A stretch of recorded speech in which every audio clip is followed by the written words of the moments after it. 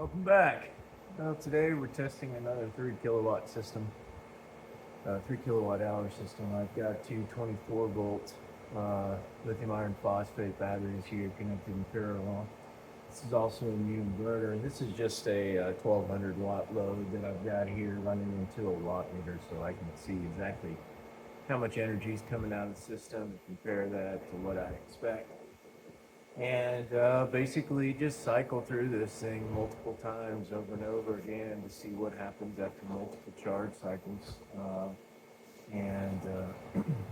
I don't expect the efficiency on the inverter to be that high, but out of due diligence, I went ahead and ordered it just to compare it to all the other ones. This one's a 48 volt inverter. And so far, I've tested 3 or 4 on the 48 volt side, about 5 or 6 on the 24 volt side, and tens of inverters on the 12 volt side. So they all have differences in the way they behave, differences in their cutoff voltage, which is important. So if you're expecting your inverter to cut off at, say, for example, 47 volts, but it actually cuts off at 46 volts, then you may not get the battery life that you're expecting out of the system. You may not get as many charge cycles as you're expecting out of the system. So all of those things matter.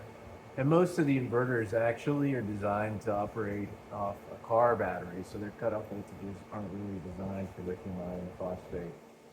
So why would you go to all the trouble of building your own power station when you can buy an integrated one, you ask?